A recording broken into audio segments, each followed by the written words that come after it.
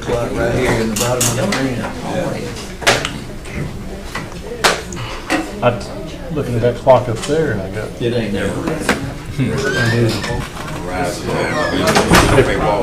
Pastor Cersei, would you do the honors of the invocation tonight? Yes, sir. I appreciate it. Thank you. All right. Okay, with that, it's 6 p.m., so we call the meeting order for the Upson County Board of Commissioners for Tuesday, June the 25th. If you would at this time, please rise for our invocation, followed by our pledge. Let us pray. Lord God, we just come right now, just thank you for the opportunity for us to come together, Lord, and just be able to hear and to be able to just shed light on things of this community, God. And we ask that you will just continue to lead us and guide us in the way that you have us to go, that everything that is done be done according to your will and for your purpose for the betterment of this community, God. We thank you for the leaders that are in place, and we ask that you will just continue to impart on them the wisdom and the knowledge that they need in order to make the decisions that are for the well-being of this community, God. And we just ask that everybody come in a mindset that if anything is disagreed upon, it'll be disagreed in an agreeable way, God. So we just thank you for this opportunity, and we just continue to honor you because of who you are. With these and other blessings, we ask in the mighty name of Jesus the Christ, we do pray. We did say amen. Amen. Would you join me in the pledge? I pledge allegiance to the flag of the United States of America and to the republic for which it stands, one nation, under God, indivisible, with liberty and justice for all. Thank you, sir. All right.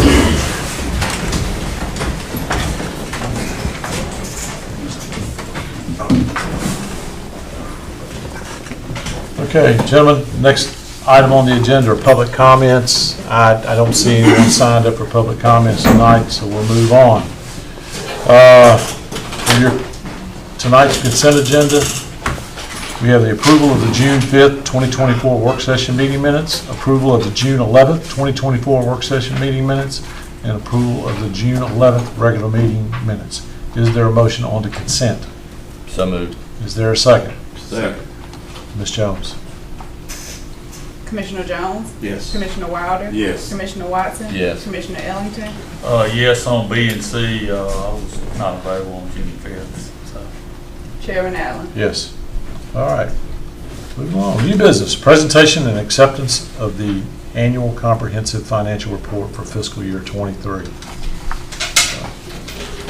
Hi, Mr. Chairman. Well, I think you all have met Mr. Chapman, Greg Chapman, so he's going to do a small presentation and speak to you about the audit and the outcome of the audit, the fiscal year 2023 audit. Good evening. Got a PowerPoint picture. I'll try not to bore you too much with a lot of audit jargon. How does that work? Okay. First off, this is the first slide. My name is Greg Chapman. I think I met all of y'all about a year ago when we did the proposals, and we're appreciative to be of service to Upson County. And this was our first year doing the audit for the county, and we appreciate that. A little bit about our firm. We serve local governments and have been serving those for over 40 years. We do currently perform approximately 75 governmental audits of all types, counties. We audit counties from Cobb County to cities as small as the city of Scotland, which is south of Dublin, that's very tiny, that doesn't even require an audit, but every so many years when they get some grant money. So all types of governments, from authorities, health departments, and the like. Says 220 members, our team members, we're approximately about 250 right now with summer interns and that kind of thing, but about 250 team members across from as high as Rome and Dalton, Georgia, down to Warner Robins and Dublin, Georgia. So again, appreciative to be serving as the auditor. Okay. Our job as your auditor is to render an opinion on the financial statements, which we have in draft form that should be issued on time by the end of this week. We're just making some final edits, going through our quality control process. But our job is to render an opinion on those financial statements to ensure they're in accordance with generally accepted accounting principles. And we do that by following generally accepted auditing standards, and as a government, we also have to follow governmental auditing standards. And the only difference between those two is there's some additional educational requirements, CP, continuing education, and independence requirements that are in addition to the generally accepted standards. Again, we provide reasonable assurance. There's no way for me to say every number in this report is exactly correct. We'd have to look at every transaction for the whole year, and we'd never leave. So we do sampling and testing and confirmation and that kind of thing to render our opinion. We do consider the internal control structure of the county, but we don't audit it. So we do consider it in relation to rendering our opinion, and that's how it works with internal controls. And although we assist with the preparation of the financial statements, they are the responsibility of management. Alan has, at least in his third round of reviews and revisions, to make sure that everything is accurate and correct.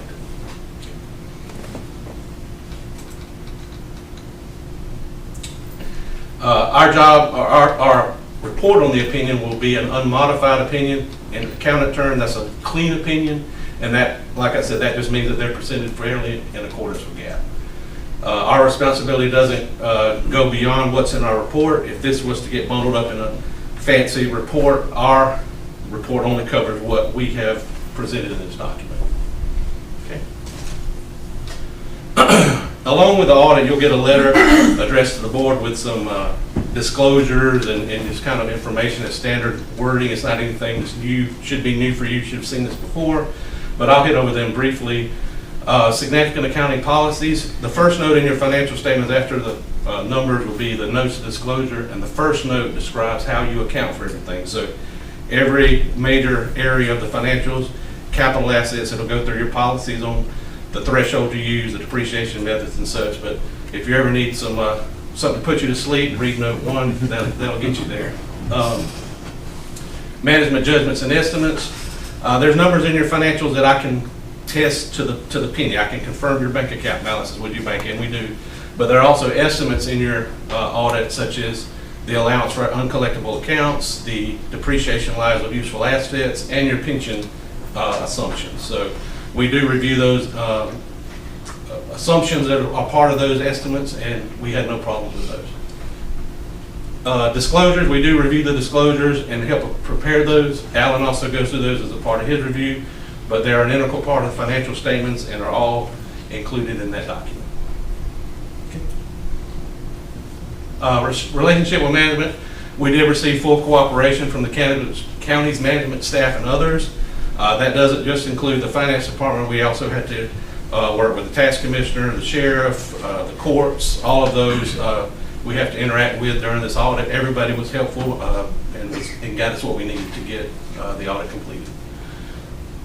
Audit adjustments, there are, during the course of an audit, adjustments we present. Most often that one's going to be a pension or adjustment because those reports aren't usually readily available before we get the trial balance, but we do provide a list of all the adjustments to the audit to Alan. He approves them, and they're recorded on your side as well.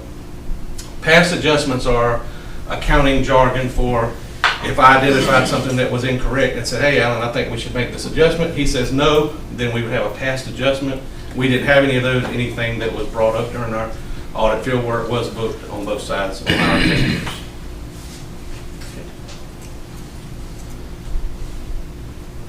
And representations from management, what that means is before we finish up this week, we will provide Alan with a letter of representations. It's about 2 or 3 pages, and pretty much if I had to summarize it in one sentence, it means we gave you what you asked for and we told you the truth. So that's just part of accepted auditing standards that management makes those representations, so we will get that this week. And as far as independence, we are required to be independent to the county. So I can't be on the Board of Commissioners and your auditor, or I can't have a significant financial stake as a significant vendor or customer of the county. And also what that means is that you can't pay me fees to do certain services. So if you hired me to prepare your trial balance and then audit your trial balance, then I would be impairing independence. So there were no fees paid to us that would impair our independence as your auditor. Just a few financial trends. One thing I always like to point out is that at this point we're 6 months past what this tells you. So y'all are on to bigger and better things since then. But just to look back over trend, I think trends can tell you some things. And looking at major tax performance. This is only the general fund presentation, but the property taxes and local option sales taxes, pretty constant line over time. You don't want to see a up and down over time, so pretty healthy line there. Pretty common, everybody's seeing those sales taxes increase in line with prices. The taxes also do bump a little bit with that. And over time, seen a slight decrease in your property tax revenue for the general fund. Okay. The breakdown of your expenditures would be 46% going to public safety. That's pretty common. One of the most important expenditures for a county is protecting its citizens. So 46% is in line with what we see in other counties and cities. It usually runs close to half. So you're in line with that. Judicial's 14%, public works is 12%, and your general government will make up 22%.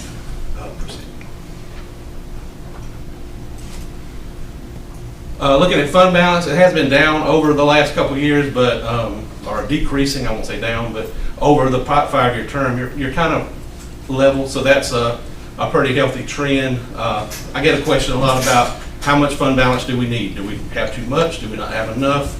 The GFOA recommends 2 months of your expenditures. You're currently carrying a little over 6, and I think that's a healthy fund balance. My answer to that question would be enough so that you don't have to borrow every year. I think if you're going to borrow every year to, with TANs or whatever to cover your operations, you may not have enough in your fund balance, but you're not borrowing on that on TANs, so I think that's a pretty healthy fund balance. Some areas you may see more. We do the audit for Glenn County. They carry almost a year's worth, but they're more subject to hurricanes and other disasters, so they choose to keep a little extra there to get them through that because FEMA doesn't give it to you right when it happens. So, okay, and one more, capital investments. I'd just like to point out the investments in infrastructure and equipment the county's made over the year. $11 million out of your SPLOST funds for buildings, roads, and public safety projects. Another $4.7 million out of other funds in total, and then your enterprise fund, which is the water system, had $228,000 worth of improvements during the year. So that's the investments in your infrastructure and your equipment. Okay. And again, I'd like to say I appreciate y'all having us as the auditor and us able to serve the citizens of Upson County. I'd be happy to answer any questions or at least attempt to. Larry? Any questions? Okay. Mr. Chairman, I have a comment if no board members have questions. But getting back to our fund balance slide, I mean, one of the reasons you can see that slight decline is that's the effect of our homestead exemption taking hold there. So, and was pretty well in line with what we estimated. So that in conjunction with a series of rollback rates over the years has generated that just as we had anticipated that it would. I mean, I know you're not surprised to see that. Yeah. Well, and we know. I mean, I hear you. It's healthy, but is it really? Our policy is that we don't intend to go back and get in a situation where we have to rely on TANs to operate. And Jason and Alan are constantly waving the caution flag on our fund balance that we're getting close. Right. So. Yeah, 2 months is their recommendation, but I don't think 2 months keeps you away from TANs. No, absolutely not. You want those payroll checks not to bounce. Right. So. And then the interest is just more cost for the county, so it's definitely a good amount. So yeah. And there's some other challenges we all know that are affecting this as well. But yeah. Alan, anything to say? I mean. No, sir. Everything went, I was pleased with the audit, the process. When for a first-year audit, it went very smoothly. As Jason mentioned, I mean, we're a little off, but we're about where we projected. A little lower than what we projected in terms of the overall decrease in general fund balance. Yep. Part of that was, when I was doing those projections, we weren't sure we were going to get some of that, the $300,000 from GDOT to help us recover some of the costs put into the road repairs from the floods we had in the spring of last year. And that was a $1.2 million unexpected expenditure. So that actually is driving most of what you see in the decline in fund balance in 2023. But that was that. But no, everything has worked out well. We learned some things. We always learn new things. And had to implement a new GASB this year, a new financial standard. But we had to go through all of our IT contracts and evaluate all of them for a different method of accounting for certain ones if they fall under certain criteria under the GASB. But fortunately, we were okay. So it was good. And as I mentioned, we are on time. It's due 6 months after year end. My goal for next year would be even earlier, maybe an earlier June or late May, early June. I don't like going down to the wire. Just I like getting them out sooner than later. But you know, like it takes a little time to get all this in our system and updated and linked and that kind of thing. So going forward, we definitely would shoot for an earlier release date. Thank you. So Jason, we don't have a resolution on this. It's just need a motion to accept the annual comprehensive financial report. Yeah. So And I might add, it might be wise to accept as drafted and allow the chief financial officer to make minor edits. So I know that they're still proofing before they send it. Right. Okay, so staff's recommendation is to accept the draft, understanding there are some edits to still be done before we get the final. And those would mostly be wording. It wouldn't necessarily be changing numbers. No numbers. Right. Yeah. So is there a motion? So moved. Is there a second? Second. Okay, a motion made and seconded. Is there any further discussion? Hearing no further discussion, Ms. Jones. Commissioner Jones? Yes. Commissioner Wilder? Yes. Commissioner Watson? Yes. Commissioner Ellington? Yes. Chairman Allen? Yes, thank you, Mr. Thank Chapman. Appreciate you. Thank you very much. Thank you. Okay, next item for new business is presentation and consideration of Resolution 12.2024, approving the fiscal year 25 government agencies' budgets request.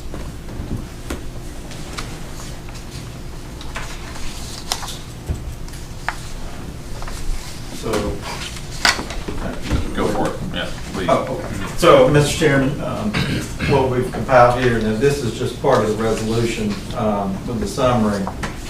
We have a separate document with the summary along with the supporting documents that were prepared and sent to us by each of the agencies.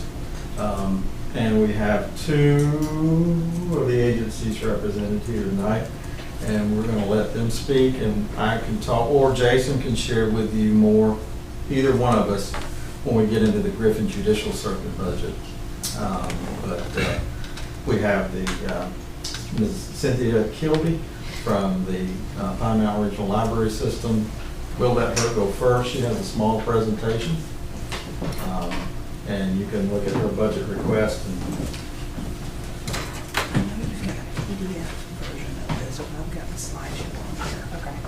I think we got it. You've got the PDF? Mm-hmm. Okay. So if you can view it that way, that's fine. yeah.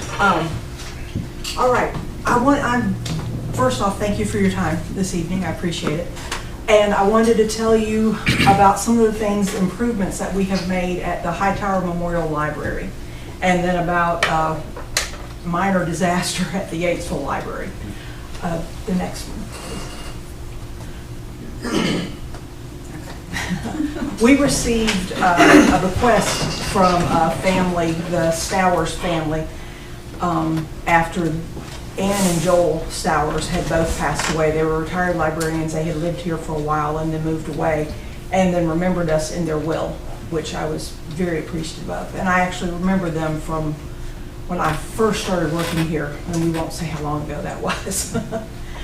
But one of the things we replaced was our circulation desk. The original desk was 44 years old. It was installed when the library was built back in the 1980s. And it was designed before the era of computers, and so we had drilled holes in it, we had modified it, we had done all sorts of things to accommodate computers and wiring and internet and all of that. So we replaced that. It was not wheelchair accessible for our patrons, and the wood was scratched, the laminate was in poor condition, it was just obsolete. And we also replaced some of the other furniture in the building that was also 44 years old and was no longer comfortable, with new, updated, more comfortable furniture. And again, none of that original furniture was designed to be used with a computer. That's the old circulation desk. If you had been in the library before, you remembered what it looked like. And that is the new one. And we've also done some paint in the library. And that purple has turned out to be polarizing. I was not expecting that. We all thought it was quite attractive. It's an accent wall. The whole building's not purple, don't worry. But we were quite pleased with it, and some of the patrons are, but some of them aren't. It matches your shirt. It does, doesn't it? I wonder where that paint could. It does. I also have a cup that matches it as well. But that's the new circulation desk. It is wonderful. The next slide shows an overhead from our security cam that shows you what it looks like. It is, the staff loves it. It's much more user-friendly. They're able to do a lot more things with it, and it's also wheelchair accessible. On that far right side, a patron can come up and use it. Next one, please. And that's some of the new furniture in the adult area. That was prior to painting the library there. But we also tried to get that purple to match the purple in those chairs there. And then we also, some of the other walls, we have some blue, and we have some of that, I guess it's lime green as well. And that furniture, you see the tabletops on the top, those can swing out. So if you bring your laptop, because we do have Wi-Fi throughout the building, if you bring your laptop, you can sit it there, or a tablet, and you can use it while you use our Wi-Fi. And that is the Bell Room, named after the late city councilman Ed Bell. I know some of you remember him. He was a very big library supporter. We also put a purple wall in there as well. But we have new meeting room furniture in there. It's on wheels. The tops flip up so that the tables can nest. It's very nice. And that's the new furniture in the children's area. It's bright and colorful, just the right height for children. And then we also bought a new book display for the children's area. And that is the computer area now. That used to be the reference section. Thanks to Google and Galileo, we don't necessarily have to have a reference section anymore in print. We have kept the genealogy reference. For those of you that are concerned about that, we still have that, but that is now our computer section. In this, we also turned, I don't have a photograph of this, I'm sorry, the old branch manager's office that was no longer in use because the branch manager is now in the workroom. We turned that into the Stowers conference room. And it also has an accent wall, but it's in blue. But it is nice. It will be used. It can hold up to 6 to 8 people, and we have furniture in there for small meetings. Now, in Yatesville, in December of '22, we had a cold snap right around Christmas. A pipe in the ceiling burst, and it flooded the office, the wiring closet, and the ladies' restroom. The city of Yatesville was able to clean up the mess. They repaired, they removed all the walls in the office, replaced the insulation, the drywalls, and they painted, but they were unable to finish out the office and turn it back into an office. So during earlier this year, I applied for what's known as an MRR grant, which is a major repair and renovation grant from the Georgia Public Library Service, which is the state library. And I applied for that to remodel and refurnish the office. I was awarded the grant. It's very competitive, but I was able to get it. And the money will be available starting next month, and work will begin in August, and it should take about 6 weeks. And that shows the ceiling in the wiring closet and the floor in the wiring closet of where everything collapsed and came down. The water ran for a while because we were closed for the Christmas holidays. The only reason we knew about it before the staff reported back is someone was driving by and saw icicles hanging down the outside of the building where the water had run through the roof and come down the outside of the building, and they reported it to the branch manager. And that again is another picture of the ceiling of the wiring closet.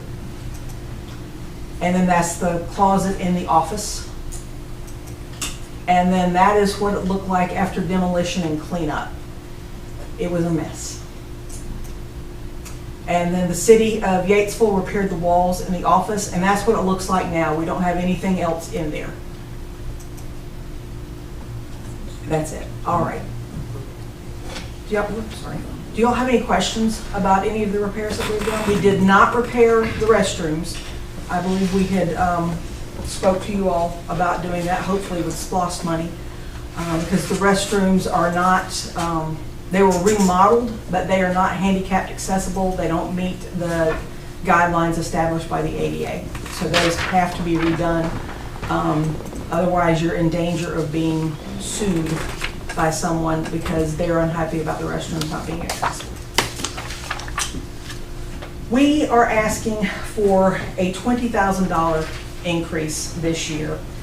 The Georgia Department of Community Health is increasing the premiums on the health insurance, and we have 2 full-time employees, we have 3 part-time employees. The 2 full-time employees are eligible for health insurance, and they both have it. It increased by 15% this fiscal year, and in fiscal year 25, it is going up by 26%. It is increasing by 20% in fiscal year 26, and in fiscal year 27, it will increase again by 8%. They went for about 15 years without increasing premiums, so they're hitting us by spreading it across several fiscal years. But I do not have that money in my budget, and I need to have that money. In order to accommodate the fiscal year 24 increase, I reduced the materials budget and the programming budgets, and my electricity and supply budgets are stretched then because I pulled from them to get raises to the staff at both locations in fiscal year 23. So I am hoping that we will be able to get that $20,000 increase because we desperately need it in order to keep the staff with their insurance and to get the book budget and the electricity budget and the supply budget back where it needs to be. Do y'all have any questions for me? I'll be happy to answer them. Any questions? I'd like to, if you don't mind. Go ahead. So when Miss Cynthia provides this, what I do, if you notice on the page before, it had the portion for the county, city, and school system. So what I do is that because we determined that Yatesville, we carry 100% of that budget. And then we share between us and the city, the Upson County portion. And we use that same ratio of the, the net digest ratio. So I think a few pages down, somewhere in there, Jessica, should be, and I don't want to bore you to tears with calculation. If you go down one more. Okay, somewhere there's a worksheet, but there you go. So that, you guys can probably see that much better than I can from out here. The table to the right is where I break it down, and I actually show the library in Yatesville. And what I'm doing at the bottom is I'm backing out what the Board of Education is going to pay, leaving what city and Upson owes or should fund, and then I'm adding 100% of Yatesville's to us, and then I go through the little routine. So the way the digest works out now, we're covering about 66% of the budget, and the city covers the other 26%. I think I'm doing this correctly. Everything the city gives us goes to support the Hightower Library, because that's only fair, that's the way it should be. And then I usually divide it about 80-20 between the 2 branches. Okay. And so if you go to that big summary, Jessica, you'll see the number laid there, and we can see, I'm sorry. The first page. Yes, the very first page, where it has all the budgets. So we're looking at what it would be for us is a $5,800 increase in her budget for our portion.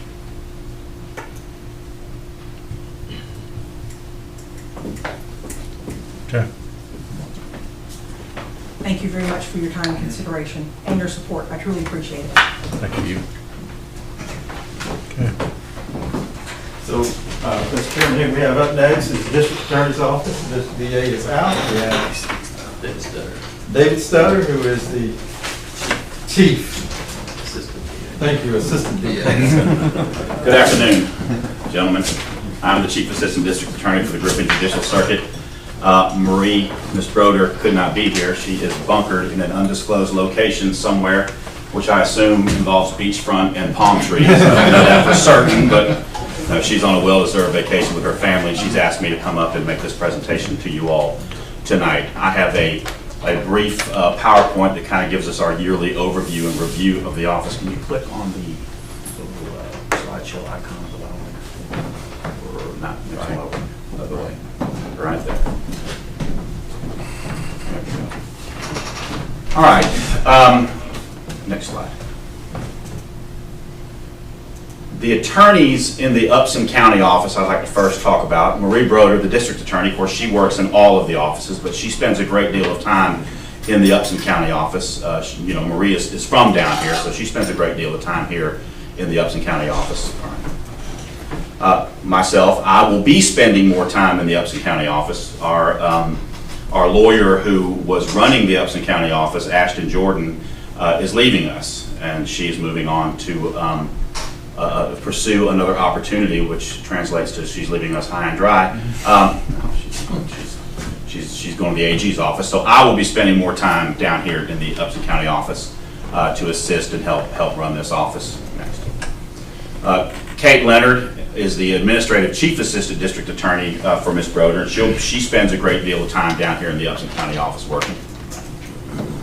John McAbee, one of our Assistant District Attorneys, who's here with us tonight. John, stand up.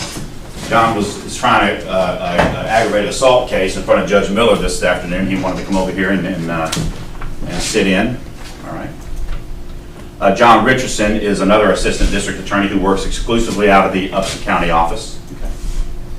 Your investigators in the Upson County office are Tim Ledbetter and Rick Reeves, longtime employee here. Our victim advocates are Hannah Kennedy and Monique Jones, and we'll talk more about those two individuals in a few moments. Your administrative assistants are Lori Harper, Katie Hurt, and Bailey Middlebrooks. Okay.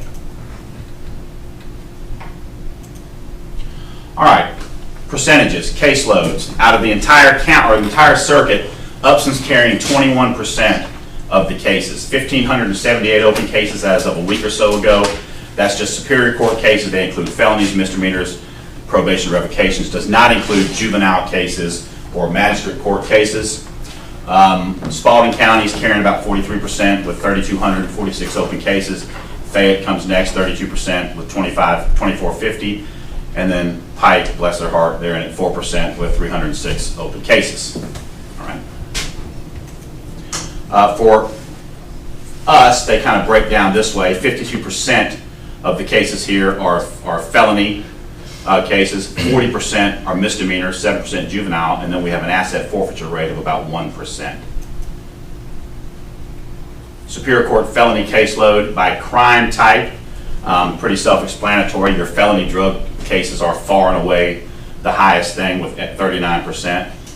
Property felony crimes, which would be burglaries, car break-ins, thefts, shopliftings, those are at 24%. Your felony personal crimes, which would be armed robberies, murders, sexual assaults, batteries, those types of things, are at 15%. Serious violent felonies, which I would include murders and armed robberies, are at 3%, which is relatively good news for us. And even breaking it down further, 1% of the crime here, of the violent crime here in Upson County is murder, 1%. Felony sex, 2%. Revocations are at 5%. Felony traffic cases, 2%, and other various felonies are at 8%. There is an increase in numbers across the circuit. Crime is unfortunately ticking up incrementally. Upson is still, I would say, relatively fortunate. 5 murders that still need to be tried here. They're outstanding. Now that's, if you go back and look, back through history, there was a time when you'd have one murder here every 1, 2, 3 years. Now it's coming on a little quicker than that. It's a big jump since 2020. Everything has increased since 2020. COVID just fundamentally changed everything, and one of the things that it changed was it kicked crime into high gear. And you can speculate as the reasons for that, but it remains that it has. Gang activity is still something that we see increasing everywhere. Spalding County is completely ate up with it. Fayette County is beginning to see a fair uptick in gang violence. We're seeing some of it down here in Upson County, and it's something that we work hard every day to try to combat. We're prosecuting it vigorously. We have lawyers that are dedicated to prosecuting these kinds of cases, so it's an ongoing problem that we're working very hard to limit. Every one of these cases requires a team to prosecute it. You need a lawyer, a victim advocate, an investigator, and a administrative assistant. So they all require a team of folks to work and manage and prosecute these cases. All right, what we're asking for, gentlemen, in this current budget is to fully fund our additional victim advocate positions after grant cuts. Unfortunately, I think Ms. Broder sort of foretold this last year that this is coming. We've had some federal grant cuts to our victim advocate positions. You all were partially funding those positions, and what Ms. Broder is asking for, what we're asking for, is for you to fully fund those positions so we can keep those victim advocates working. And I'll say this, victim advocates in a district attorney's office or in a prosecutor's office are absolutely vital. I mean, it would be very difficult to do what we do with crimes that involve victims, which is, as you can see from the breakdown, there's a great deal of those, without these victim advocates. They are just absolutely important and vital to what we do. So we would be asking you all to grant that sort of breach that gap for us. I think all of the other counties that we presented this to have agreed to do it. And the other thing that we're going to be asking for is that all of our state employees have received retention raises this year. Our spacer employees, which is what we have here, are state. They're state paid but county reimbursed.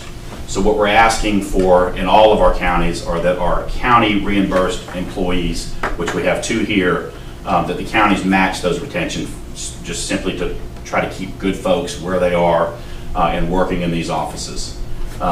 The office space that we're going to gain through the judicial complex is huge. I mean, that's going to be amazing. I don't know if you've visited down there recently in the DA's office here. It's very tight. They're going to be so thrilled to get in another space where they can spread out a little bit and have more room for what they have and then what may come down the road. So that is fantastic. We appreciate that. Can you say that louder? We appreciate it. Believe me, we do. I wish that some of y'all would put something in the water in Spalding and get them to follow suit, because it's in a bad situation up there. But yeah, that's going to be gigantic for everyone involved in the justice system down here. All right, next, if there is another one. Yeah, I was told I was supposed to put all kinds of flowery language in this one, but thank you very much. And obviously, Marie wanted me to impart upon you to thank you for what you do, obviously, and we appreciate it. We couldn't operate without you all and without your help, and we just appreciate it very much. And if there's any questions, I'm happy to answer them. If I can't answer them, I have Keely Haney with me here. She's Marie's executive assistant, and I'll be quick to throw her under the bus if I have to. So if you have any questions, I'll be happy to answer them. Okay, I'll start. Okay. All right. Well, we're very excited to get the Justice Center to this point and look forward to getting this thing built. I mean, you asked for it. Yes. Marie stood right back there in the back of the room and asked for this. Yes. The voters in Upson County approved this thing. Yes. We were just a conduit to make it happen. What more can we do? I mean, okay, we've got the space. All right, so now we've got 4 courtrooms down there. So I mean, in theory, I mean, you could be just going hog wild down there, hearing civil cases, criminal cases, just going to town. There's 4 courtrooms down there. What more can we do? Is it a staff issue to reduce some of these jail times that we see? I mean, you say, right now, like you said, there's 5 murders awaiting trial. Right. And we've got people sitting in our jail, been in jail for 2 years. And I know that there's all kinds of, I mean, it could be the crime lab, it could be this, it could be a mental health issue, but, you know, we were sold this. Yes. The taxpayers were sold that Right. we were going to be able to increase our throughput, reduce things like jail times and things like that. Right. So now we're gonna have this big building, and Jason and several of us have had these conversations. I mean, the last thing we wanna see are empty courtrooms. Right. When the jail's full. Yeah, I don't. What more do you need? You know, I think, to answer the first part of the question, there's a myriad of factors as to why these cases get held up and don't get tried when they should be tried. And some of them are beyond our control, and some of them are within our control. And the things that are within our control, we're working very hard to sort of address and make sure that doesn't happen anymore. But I can tell you, there's no shortage of cases to be tried. Murder cases, armed robberies, rapes, gang cases, drug cases, particularly drug cases. And it's been my experience that if the space is provided, these judges are going to be having court because they are killing us in the rest of the circuit. You know, there was a time, and Heath will remember this, there was a time in this county, in this whole circuit, where you had 2 terms of court, spring and fall, and you generally scheduled 2 weeks of trials in the spring, 2 weeks of trials in the fall, and that was it. What we're seeing now is just sort of rolling calendars. We're in court every single month, couple of weeks each month. It just is relentless. So any space that is available where we can try cases, these judges are going to be trying cases. It's really nothing we have control of. We've told them, slow down, hit the brakes. We don't have the resources to do this. They don't seem to want to listen to that because they want to clear data. And I understand that. I get that. So oftentimes what happens is when there's low-hanging fruit, that gets picked first and tried and knocked off the table, which leaves some of the bigger, complicated murder cases and other cases still hanging out there. So we're going to try to obviously address that. But I can just about guarantee you, with 4 courtrooms in a new facility, they are going to be up and running. You're not going to come down there and see cobwebs. They're going to be moving. Well, that's great. And so, you know, you commented on the victim advocates and the importance there. So it's not a holdup. I mean, how does Upton County compare with the other counties as far as investigators? Are the investigators overwhelmed? I mean, to me, you only have 2, and you got 1,578 open cases. It's difficult. It's difficult to manage what we have. But you're not asking for another investigator. No. Now, we would certainly be asking for, if funding was cut and we were looking to having to lose one, we'd be in here begging for more money to retain them or keep them, whatever we had to do.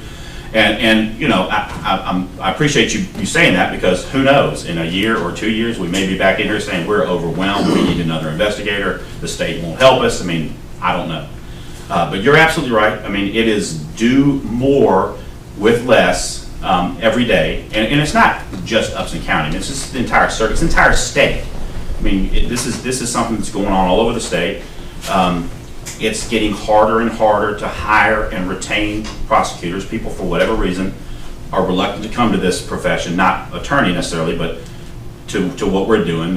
You know, these kids coming out of law school, they want to step in and make 6 figures and have a take-home BMW and that kind of thing, and they think they can do it in a government lawyer position, and they just can't. So it's getting more difficult to retain, because when we do get someone in and they see the amount of work involved and the dedication it takes, they're like, and the money that they're making, they're like, no thank you. So it's getting harder to hire and retain good folks. But the people that we do have are in our offices now are dedicated, they're working hard, they're happy with their jobs, and they can't wait to get in that courtroom and start trying cases. Well, basically all I'm doing right now is set the table for the next conversation. Yes, sir. So I understand. I mean, you know, what is an average stay in the jail cost the county now per inmate? I mean, several years ago it was like $30-something a day. Like 43, 45 bucks, somewhere around there. Yeah, and we've got people in jail 2 years, $45 a day. Right. Flip that over and turn that into a salary, and let's get them out of our local jail and get them in the state system where they belong. Absolutely. Yeah. So I mean, I'm of the judicial philosophy that, and this has always been my philosophy as a prosecutor, you try the cases that have to be tried, and some of them just have to be tried. There's a percentage of cases that are not gonna have any other way, you gotta try them. The vast majority of cases can be negotiated and moved and gotten off the docket and out of the jails and down to prison or on probation or wherever they need to be. And, you know, that's what I work towards. Anybody else have any questions, or did I? We kind of hit the nail on the head. Just, you know, Kinda. keeping our jail clean, keeping that, you know, keeping it cleaned out. Absolutely. Especially with the court, we're gonna have plenty of place to have whole court. And, you know, and like I said, I think everybody up here understands that there's circumstances, but 700 days in jail, that's a long time. It is. He needs to be with the state. Right. They need to be helping. I understand, I agree, We're paying 100%. untapped, not to mention his inmate medical cost and everything else, Right. because I'm sure there's a bunch of that associated with it. So in short, what we're saying is we're good, except for the fact that next year we want to hear you say, man, we wiped your jail clean. We took care of it. Yeah, there's 1,578 open cases is now down to something. Well, there's, you know. I know you can't do anything about the crime rate. No, I know, well, Still gotta get the bad there guys. are, you know, there are other players involved in this thing who, Yeah. and I'm not gonna name names or anything like that, but not every case is the Lindbergh kidnapping, and some of these cases can be worked out and moved on down the road and out of the jail. And there's, you know, some folks need to get on board with that. I mean, y'all can deduce from that what you will, but, you know. You know, there it is. I get it, I get it. You know, there's competing interest, you know. Indeed. There's your interest on behalf of the community to move these cases along and get them out of jail and get them where they need to be. And then your competition across the aisle from you is like, well, let me just keep him here as long as he can because he's near his family, blah, blah, blah. He's not at some state institution where he won't be as happy as he may be here. Right. No, I understand.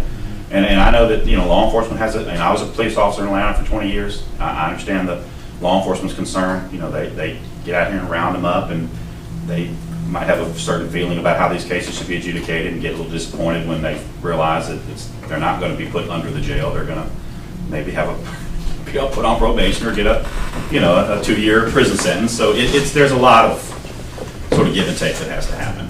Well, I think everybody If up that makes here and sense. everybody in the community is just looking forward to seeing very active, a lot of activity down south of town. I can't wait. I'm excited for it. I'm excited. Like I said, I wish Spalding would follow suit.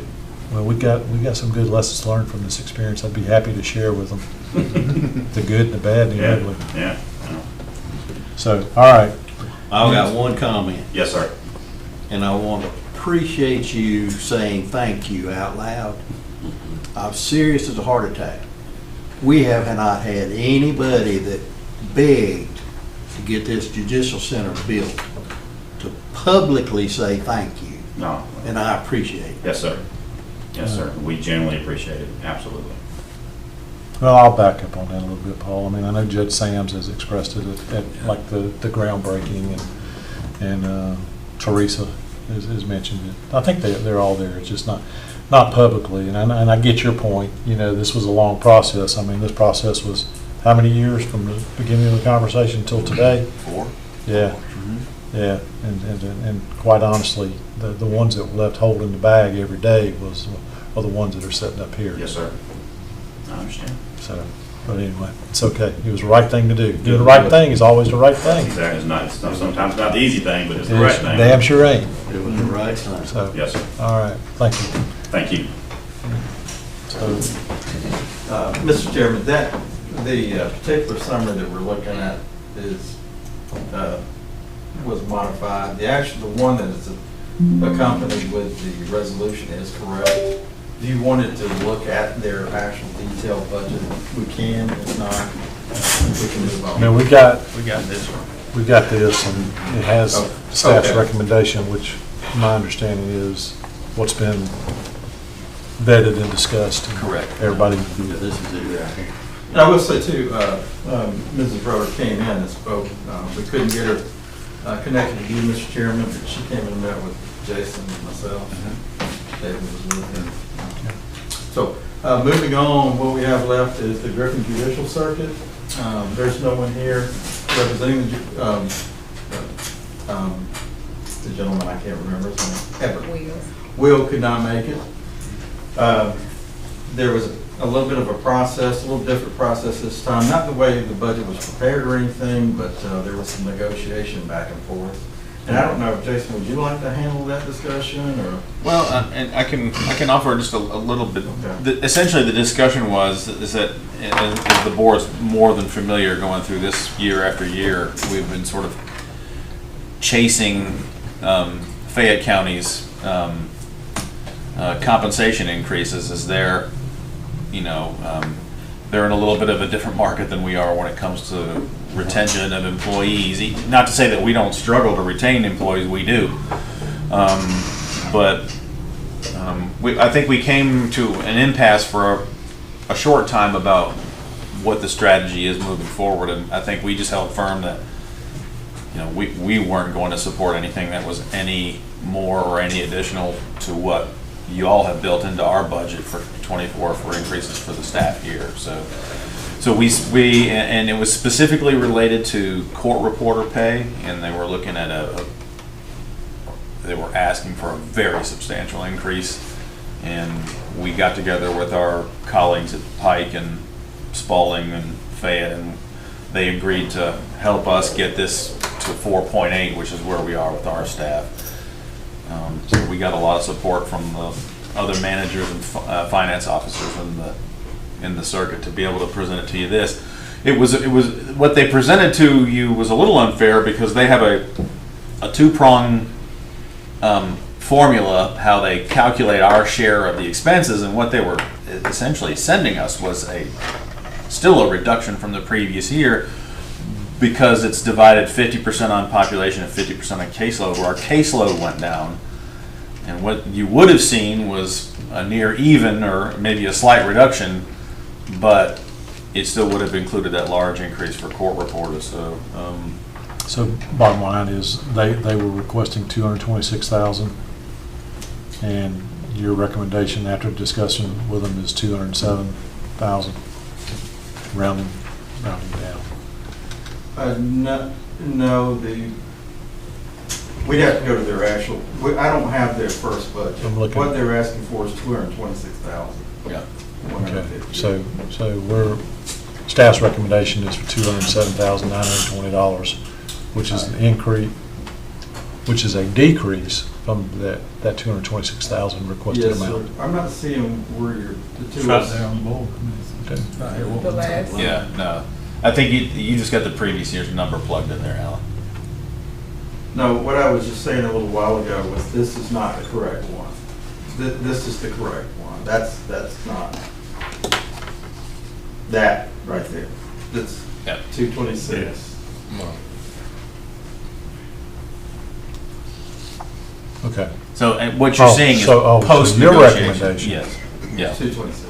It's still Okay. in other words, so it's showing, okay, there, it's still a 9%. They revised it and resubmitted it essentially. okay, Right. all right, so they're happy. Well, they're satisfied. Yes. We like people being satisfied, for the most part. All right, What were we looking at before that? it was just another one of these. You know how Alan likes to do these and make like 5 changes? Come on, Alan, smile. So what it was, the other one is the whole package of all, it was a summary with all of the details. There were some changes to budgets at last minute, so I didn't get all the files apparently corrected and sent to Ms. Jessica. Okay. But that one that's attached to the budget, The approval resolution. is the part of the correct numbers. Okay, all right, next. That it? So really next we have the DFACS budget. They're requesting $40,000. They request that every year. There's no change to what they're requesting. They rarely use that much at all. We don't do allocation to them quarterly or anything like that. They ask for a budget and they bill us as they need those funds. The other one is the Health Department? Health Department, unchanged every year, stays consistent, so no change or increase in their budget. And the same thing with Public Defender's Office this year. That's correct, and I think there's on the agenda is a contract. So. That's right. Okay. All right. And Mr. Chairman, just as a reminder, the 40,000 for DFACS is essentially a placeholder for funds if they have to care for children in state custody. So it's not an appropriation that we give to them and they don't return. They request these funds as these cases come. So the summary Exactly. is, this is a all told net increase to the budget of 3.8%, Yes, sir. going from 1.445 to 1.704. What was approved in '24 versus now. Correct. Okay. So 1704307. And that's the number that's reflected on the resolution that we have. That math don't work That out. math don't work. Okay, so what? The approved budget last year was Yeah, approved 1.4, budget was 1.4, increase is 54. request is 1.7, increase is 54. Well, Correct. what I can start doing in the future, I do this for the benefit of the city. I include the city's amount in that. So you see the 53,000 under every year for city. If you go to the far right, it's not part of the county manager's recommendation. That's why you see the difference. So what we have here is the county manager's recommendation to, for Yeah. 1.704307. in that last column on the right, we just That's exclude the number, city amount. Right. Yeah. Okay. So I So do the- that though, just so to split out, what our portion and what the city's portion is of the total budget request from the. So the bottom line is 1.7. All right.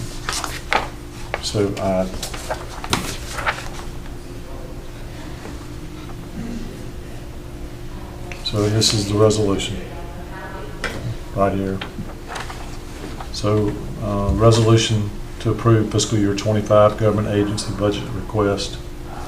And basically, county commissioners required to review and approve budget appropriations for the Griffin Judicial Circuit Courts, Griffin Judicial Circuit District Attorney, Griffin Judicial Circuit Public Defender, Department of Family Children Services Upson, Georgia Department of Health Upson, Pine Mountain Regional Library System, based on each of the government agencies' fiscal years that begin on July 1st and end on June 30th.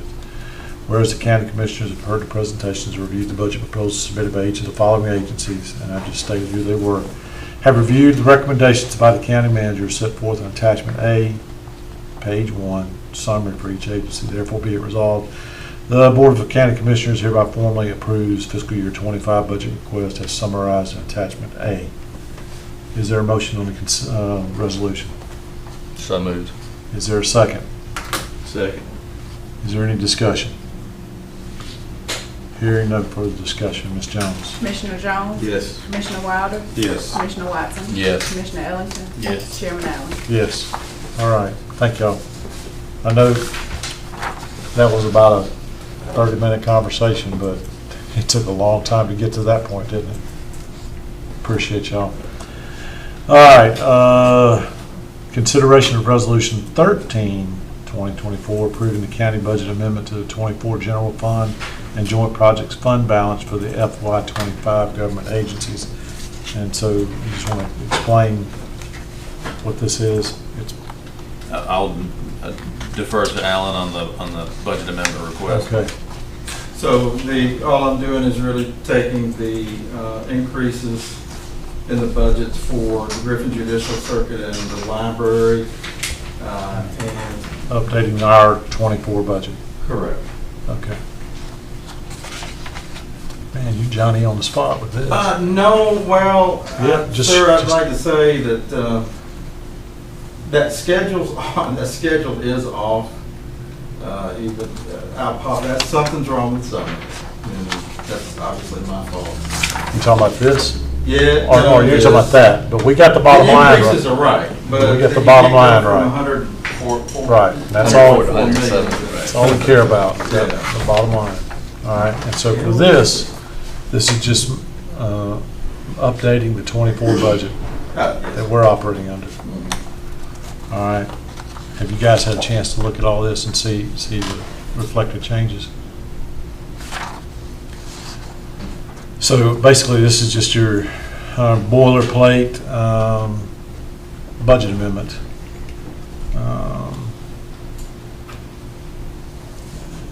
Let's see, and it just talks about our responsibility in this, and then bottom line, whereas it has become necessary to amend the operating budget for the general fund and joint projects fund, the budget amendments are presented in attachment A.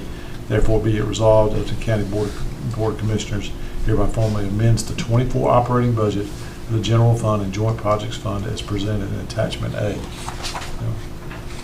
So is there, staff's recommendation obviously is to approve this budget amendment. Is there a motion on this resolution? So moved. Is there a second? Second. Any further discussion? Hearing no further discussion, Ms. Jones? Commissioner Jones? Yes. Commissioner Wilder? Yes. Commissioner Watson? Yes. Commissioner Ellington? Yes. Chairman Allen? Yes. And obviously, and I know you'll do this, but as soon as you get like the final attachment A, if you'd email that out to us. It would, I mean, yeah. One last set of eyes on it.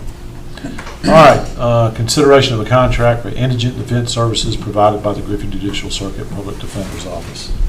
Jason, you want I think Mr. Chairman, I think it's section 4.1, Jessica, if you want to go down, and you'll see it's under the miscellaneous. So this contract's identical to the previous, so yeah, 4.01.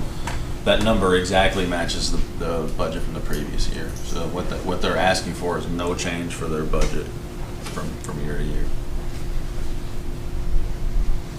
Other than that, even the language is identical. Okay. You can find this same contract in your budget file from our first meeting in June of '23. When was the last time there was a change in this budget? Do we know? I mean, It was 2 cycles ago. It was a very small increase the previous time.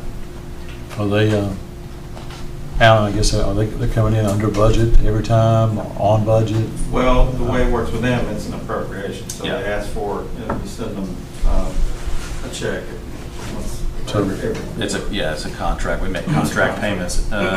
The contract payment language, I think, is 1 or 2 paragraphs down, Jessica. So is there an opportunity at some point? I mean, hey, they're happy with getting $400,000. Is there an opportunity to go back to them before we get this next year, y'all get this next year, and say, hey, You know, you only spent 200,000, so why are you asking for how do we 400,000? know? I mean, again, and the only reason I say it, because it goes back to this question I asked the gentleman earlier about, they, They're gonna ask for more to Well- do that. well, Well, you heard the caseload, he said crime's increasing, which means, when the jail's full, not full, but yeah.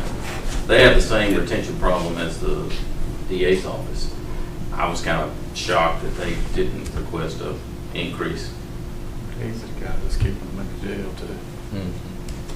that was kind of, did you hear what he said? Mhm. You want to say it louder? These are the guys keeping them in the jail. There'd be folks that would disagree with that, Okay. Always two sides. always. Okay. Investigate, like you say. I think, Mr. Chairman, the public defender's office is always, and I'm speaking for Bill, only having met him, a few months now, but they're always very cautious to come and ask for additional resources. So, I would agree with that. Yeah. They understand the general public's opinion of what they do, so. Well, it's just, it's a tough year. And when somebody's saying, oh, okay, yeah, we'll take that. Here's, no change. Well, if they must have really been happy 2 or 3 years ago, if they're happy today with the way inflation has hit us and retention and all of that. So, I don't know. So with that said, I guess you're telling us this is a, Good deal. it's a, This is a great deal, from my opinion, my humble opinion. The fact that they didn't ask for an increase. okay. So staff's recommendation obviously is to approve this contract. So you have staff's recommendation. Is there a motion on this? Is there a second? Second. Have a motion made and seconded to approve this contract. Any further discussion? Hearing no further discussion, Ms. Jones. Commissioner Jones? Yes. Commissioner Wilder? Yes. Commissioner Watson? Yes. Commissioner Ellington? Yes. Chairman Allen? Yes. Just a Monday night. Consideration of Resolution 14, 2024, amendment to 23 budgets for non-major special revenue funds. So, Mr. Chairman, as part of wrapping up the year in audit, there were a few categories where there were amounts where there actually was no budget, that where we had to go in, we need to make an amendment to establish a budget for it, just to avoid the criticism that would come, from the state for not having spent more than we appropriated. The sheriff programs fund is, the seizure fund is one, the sheriff's program funds. These are all funds that the sheriff maintains. We have not historically budgeted for these. The sheriff program funds have always been there, but this year, under our current audit firm, they believe those to be, because of their size, those total program funds should be classified as special revenue accounts. So once they, or special revenue funds, so once they became special revenue funds, they're part of our overall total governmental funds. So it's really just essentially a cleanup to put some budgeted figures in there so that we don't have, we don't show up as having so many budget exceptions, so to speak. Because the law requires us to have appropriations, and we can't, we're not supposed to spend more than we appropriate. So let's go down the rabbit hole. Law library fund. Somebody spent almost $21,000. Is that the way I read that? I read that correctly? Correct. And that was not appropriated by Board of Commissioners, or was it? It was not. Who spent the money? So the law library falls under, All right. So, and that's what I'm reading on all of this. What I'm seeing here is, so all is of that the hotel motel, it's all constitutional officer. So none of this, all these amendments are expenditures that were not appropriated, that were not in anybody's budget. That's correct. Mr. Chairman, if you probably recall, many conversations you and I have had over the years about having our audit firm look into this and make recommendations to us. Well, this is part of that. So is this going to fix this? Not just from a accounting bookkeeping perspective, but from appropriating funds without the authorization of the people who are responsible for making those appropriation approvals. I don't know, I can't answer that. I know, it's kind of a rhetorical thing. So The seizure funds, is this, let me stay down this rabbit hole. So is this normal? Is this kind of normal amount we've seen typically every year? All right, so we now have, there's verbiage in the accounting principles that say, no kidding, it's part of the general fund. Or no, it's not. not general fund, but it's part of county funds. Money that we have to approve and appropriate. That's correct. Now, historically, I will tell you that all of these funds, including the seizure funds, the way they've been treated by the auditors was that because they were so immaterial, they had classified them as Agency. like fiduciary or agency funds, custodial funds. So they're funds that we're not really responsible for, except, the bookkeeping, but you don't have to appropriate monies for them. They're controlled by those separate entities. So, But they've gotten larger, the expenditures in them, and so, they are, at least the prior year audit reclassified the seizure fund as a special revenue fund. And this year, this audit firm saying, hey, all these other programs should be grouped together and considered a separate. well, I mean, there are expenditures here. We have no idea what they are. Correct. No idea. Yeah, I mean, $200,000 been spent. Somebody else made that decision that Well, we didn't. given this information, this budget season, I certainly, Well, that's where I'm going with this. I hope that as we see, I'm gonna make sure I hold on to this. And when Mr. the Chairman, budget, when the if- 25 budget comes, If I might tee it up for the board. This board has always had concerns about these funds, especially the fact that they were classified essentially as non-material agency funds. Well, I disagreed with that classification. Your CFO disagreed with that classification, but our auditors did not agree with our assessment of that. Well, our auditors now agree with our assessment of that and are recommending that we establish them as special revenue funds. Once we establish them in our financials as special revenue funds, they require an appropriation from the governing authority. Otherwise, it's technically illegal for someone to expend funds that have not been appropriated. okay. I think that's So as clear as I can make it. So there's some really good housekeeping that's happening right here, right now. Yes, this has Okay. been a great housekeeping year. Because this is something we've had concerns about for years. right. And it's actually the state law that governs it, not necessarily the accounting principles, so, that require. That was the way I understood And it is to that be. you? No. No.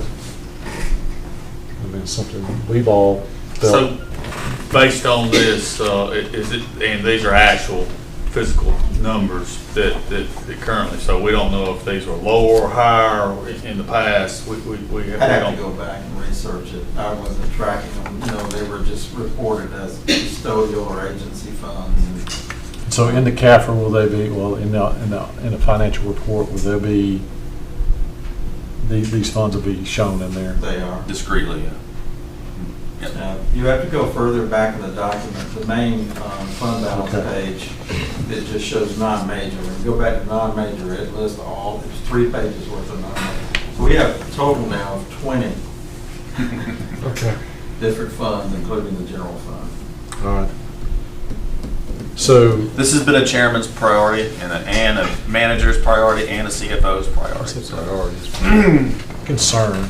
It wasn't ever written on my Well, scratch I pad. mean, this is the first time we're really seeing the numbers there, and it's kind of, Shedding some light. yeah, I mean, I won't say shocking, but I'll just say it's just, I feel better informed, and I'm glad it's gonna be a part of our appropriation now, because that's the way government's intended to work. Planned expenditures. Correct. Okay. I don't like the word miscellaneous. Did I use miscellaneous? Did we, all right. I know I went down that rabbit hole. Did we accept this? We didn't vote on No, wait this a yet. minute. That's why you gotta keep me straight. So, same thing as before, transfers, appropriations, any fund among various accounts within the department shall require the approval of the county manager, except those transfers, contingency reserve, board commissioners. Whereas it may become necessary to amend the operating budget for non-major special revenue funds, budget amendments are presented in attachment A. Therefore be it resolved, the Board of Commissioners do hereby formally amends FY '23 operating budget of the general fund and joint projects fund as presented in attachment A. Is there a motion on this resolution? So moved. Second.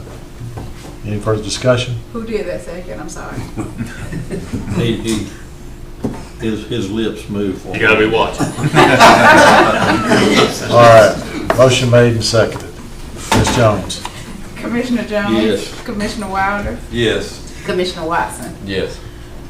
Commissioner Ellington? Yes. Chairman Adams? Yes. All right, and presentation and possible acceptance of the Upton County Financial Report through April 30th of '24. Okay, Mr. Chairman, how you doing? I'm wonderful. Can't you tell? Well, We're all wonderful. yeah, I'm trying to shake off that footing error on that spreadsheet. I'm like a wide receiver. Footing dropped the error on a last pass. spreadsheet.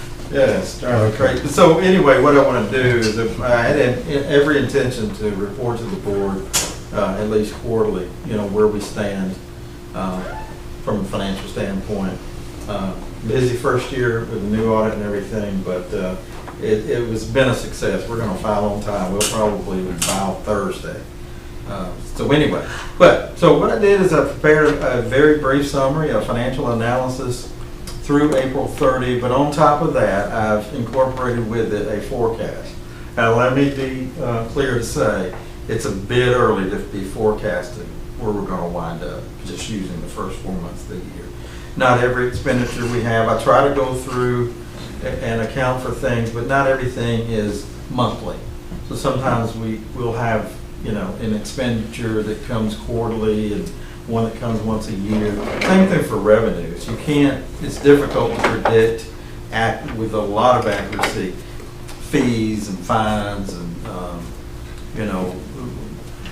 that sort of thing. And then, when it comes to taxes, really, for property taxes, we don't really know that number until We set the millage rate. You can very accurately forecast things like lost, because it's coming in every month, and it's fairly consistent. So, and you kind of know from the prior year what we'll get, say in October, for the insurance premium that we use to help fund the unincorporated services of our budget. So having said all of that good cheese, let me move on.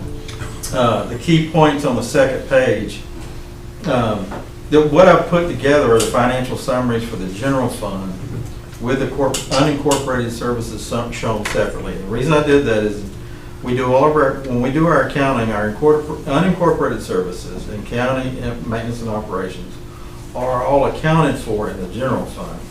But we do have a separate unincorporated taxing district, and we calculate a separate millage. So I've broken it out separately for the purposes of this forecasting and estimating the millage rate needed. Way early, I understand, way early. Okay. So, blah, blah, I think I've pretty much said everything I need to say. Oh, the tax digest figures are still estimates, so to speak, because they're still going to be through process. Even the numbers were updated. We got a report Jason and I did March, maybe? Well, those digest numbers shrank down about 3 million on the most recent consolidated report that they sent to me. So talked with Charles about that today. So there's this is not 100% precise anywhere near. So let's just talk about the general fund quickly. What I've done is I've got the budget and where we are actual. The percentage column to the far right represents where we are in terms of actual to budget. So I mainly focus again on the expenditure side because revenues are not as easy to predict. We're doing good with respect to where we are when you're looking at 31.7% for the first 4 months of the year. So there's nothing jumping out on a big picture basis like, whoa, what's happened? But if you jump back up to revenues, but if you, and I get it on all of them, but right. Fines and forfeitures. Right. I mean, you're forecasting about $250,000 deficit there. 653. And I'm kind of taking that number and just annualizing, taking the first 4 months and annualizing. It's nothing any more scientific than that. No, I know, yeah. but I mean. I wonder if there's something going on. Or something not going on. No, I don't think so, because this kind of worked out like this last year, and then we had a lot of that coming in the last quarter of the year. Okay. I don't know how to explain. I mean, probate judge could probably answer that much better than I could. Why it is somewhat cyclical. I don't know if it's all right. how they're writing out there, maybe traffic fines, etc. Don't know. Mr. Chairman, I think what the chief financial officer was trying to say in the beginning is that those forecasts are formulaic, so it's not accounting for, so it's he's giving you through the end of April, but we may not have even gotten April's fees and fines in by the time he did the report, so. Great point to make. But it's June. Right now. We should have gotten the April. Well, this is number. only through April, though. This is just through April, so. Oh, okay. Right. All right, I got you.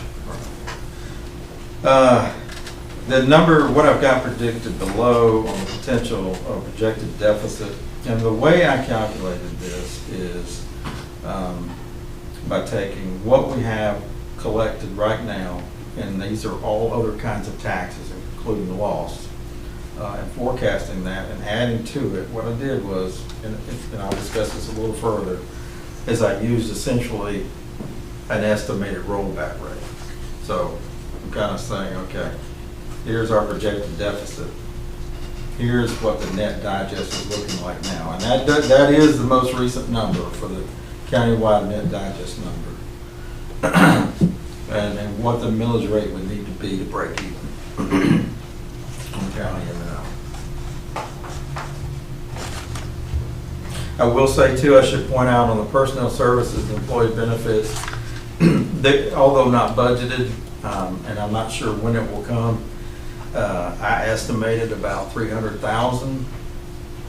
I took that and counted 300,000 and divided by 12. I took about 4 months of that, so about 120,000. I think if my math is right, for new personnel for the sheriff, for judicial center. We didn't budget for that, but Haven't seen anything on it right. yet. Don't So know. he kind of like said, "Hey, We haven't seen anything on it, so I threw some numbers in there to kind of I account for that if it does come." don't even know where you start. Well, he had to. That's probably a conversation for another day. All right. Okay. That okay, guys? Yeah. I mean, it's a rabbit hole we don't want to go down yet. Right.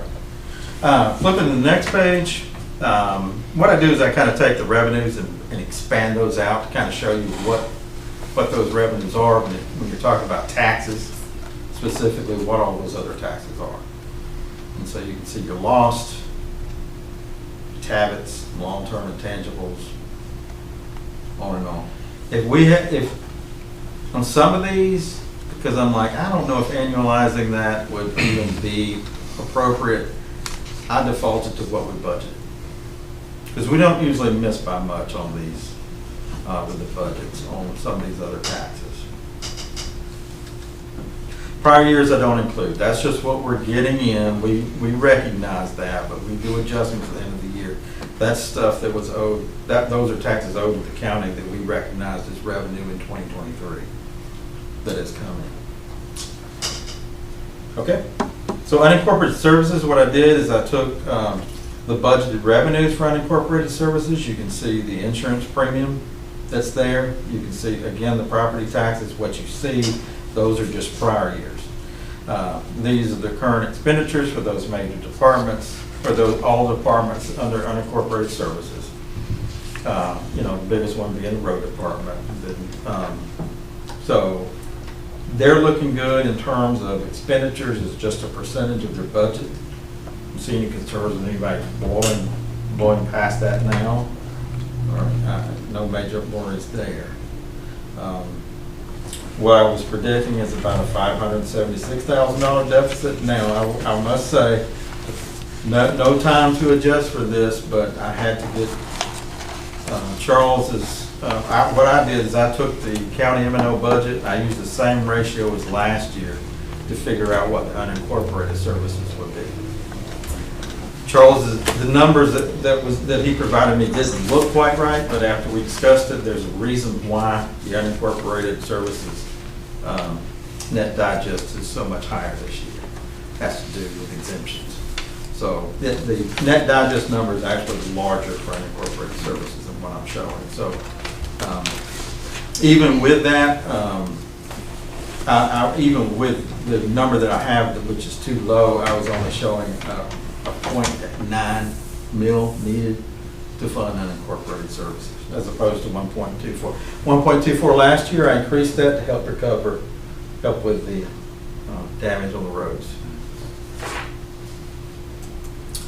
Joint projects, what I did with this is I took all the joint projects and collapsed it into one set of financials. So that's your recreation, all of them, archives, and I'm showing a picture of where we are, again, like on the general fund forecasting where we might be with a projected deficit of 1.3 million, and I'm showing that it would take about 2 mills.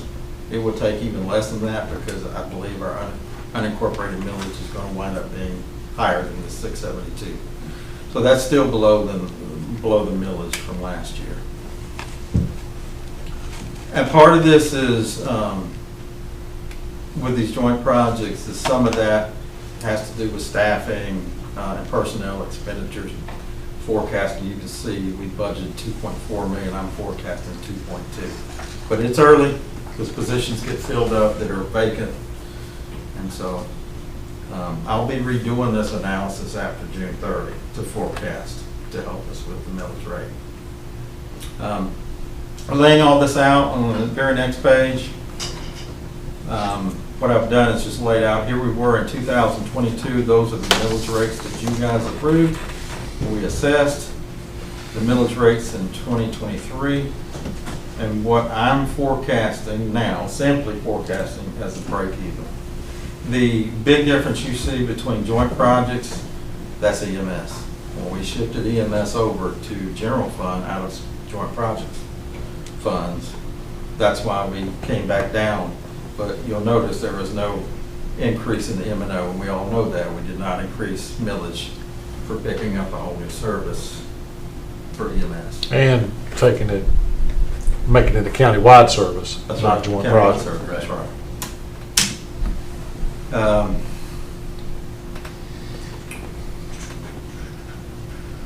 Okay. I think I can. So what I'm kind of doing below, and I'm just let's focus on right in the middle where I say effective M&O millage on revenue. So these first two columns are actual. This is what happened. Okay, and so we have a deficit of 70,594. We had a deficit. This is actually should be a little. Well, it is. Let's go down to the bottom line because this will be simplest to explain this way. What I have in the first two columns is in 2022 we had a $954,000 net deficit in the general fund, and so and we knew that, and the auditors reported on it last year. 2023, as you were just shown, we have a net deficit in the general fund of $1,350,000. So when we have net deficits, obviously, we're paying for those deficits using our fund balances. So this year, I'm just showing, hey, this is where we need to be. This is where we'll be at the break even if we apply the millage rates that I'm forecasting now to get to a break even status. Longer than I wanted to be. So flipping over to the next page. I just kind of show you like what it would be if we used what I estimated. This is Alan's estimation. Last year's M&O was 6.45. I'm saying 6.35. And so so the first two columns don't change, but this is what the third column right now would look like. The net deficit we would incur in 2024 if you all approved using the rollback rate for 2024. We would have an estimated deficit of $4.2 million. Ouch. So if you flip over to the last page, I show the impacts of that to the fund balance. So I've got the unassigned fund balance amounts. You can see that I have the policy limits. The policy says, our current policy says we're to keep 33% of fund balance, 33% of the subsequent year's budget. So at 2023, right now, our fund, which it is, our fund balance exceeds 2024's budget at 2023. So you can see that on the over and under at the end of 2023, we were $3 million over our required minimum per our policy. If we incur that loss, if we go with a rollback rate, what will happen in 2024? We'll have a deficit because our policy, our actual unassigned fund balance will wind up being 5.3 million, and we'll be below our policy limit. And all I did for that was I kind of took the 2024 budget, increased by 2%, and said, okay, that's a 2025 budget to come up with that 6.6 million that you see. The other thing that I just point out in the second paragraph is that, again, just based on estimates, I believe that we will be fine this year. Initially this year, very beginning of this year, I didn't think we would in terms of making it until November. But, you know, just forecasting, if we were to choose the last option or to go with a rollback millage rate, we would be looking at running out of cash around May of 2025. We would have to borrow Big time. to get us to November.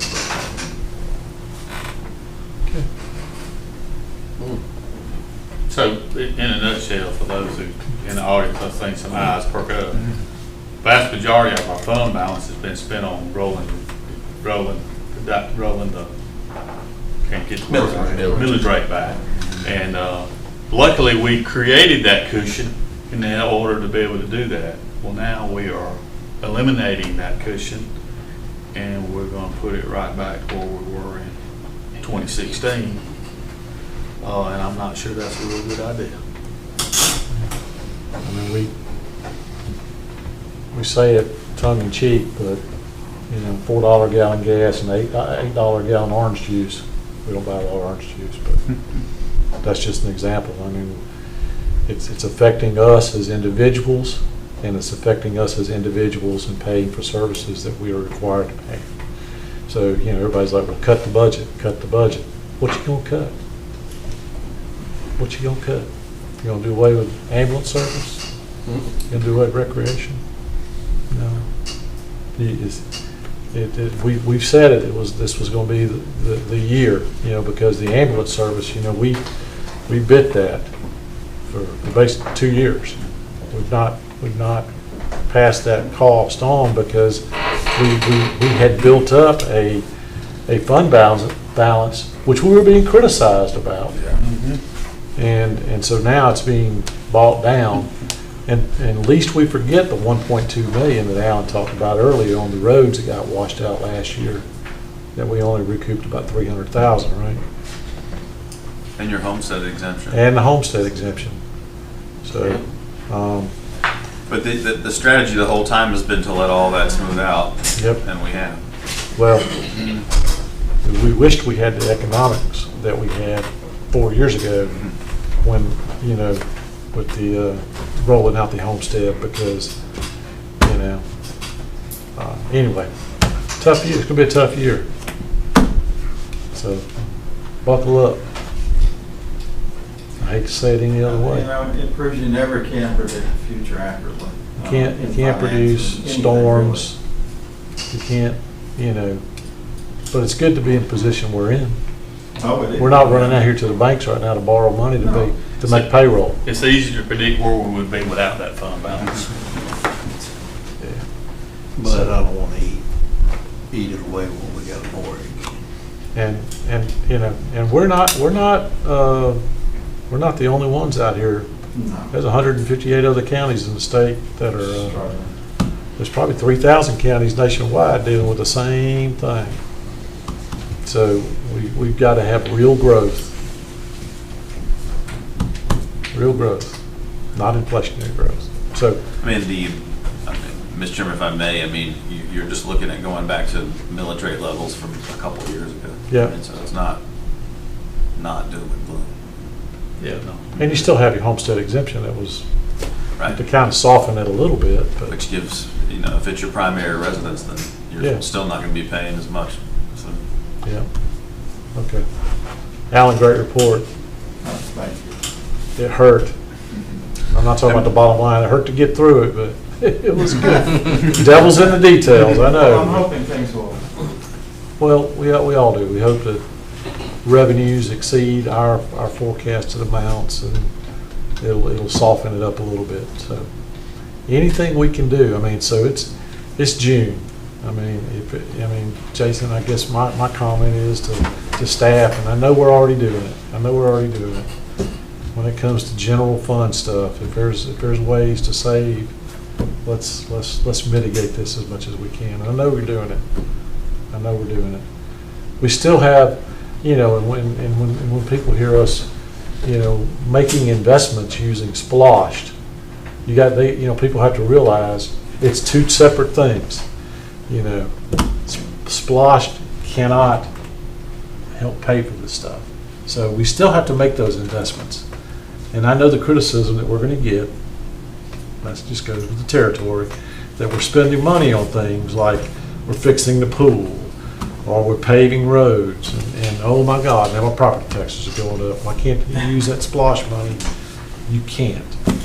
So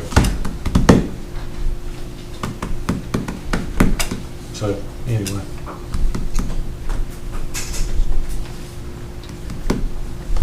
Thank you. All right, county manager.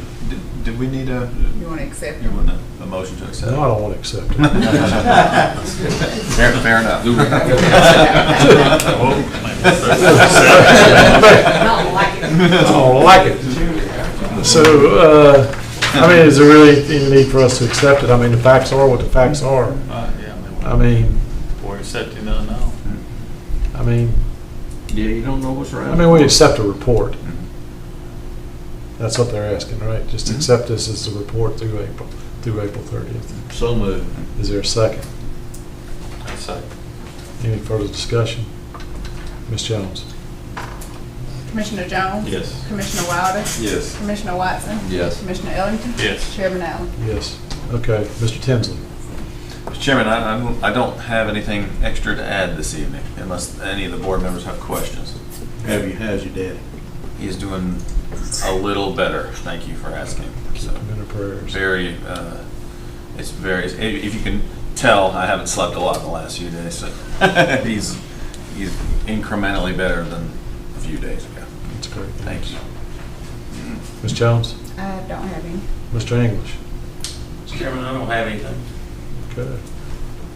Mr. Watson? I don't have anything. Mr. Ellington?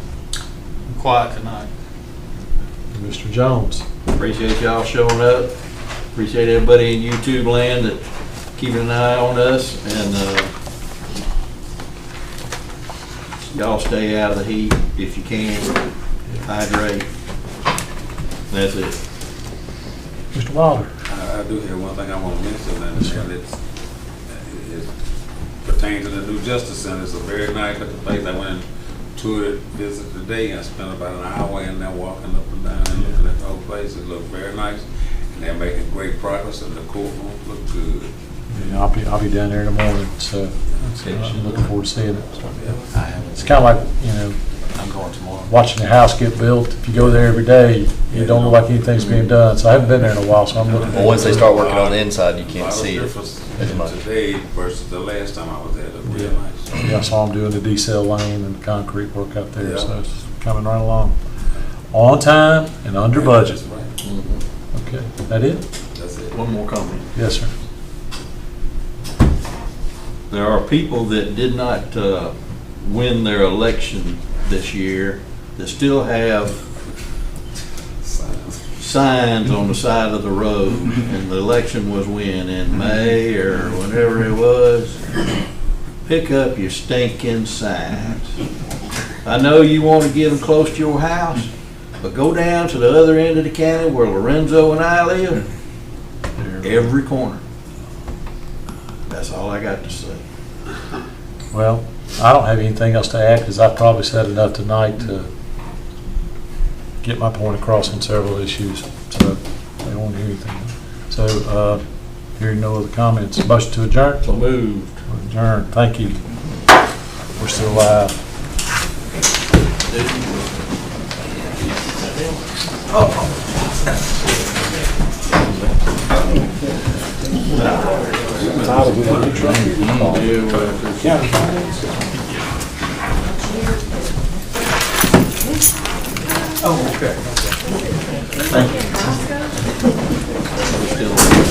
Mr.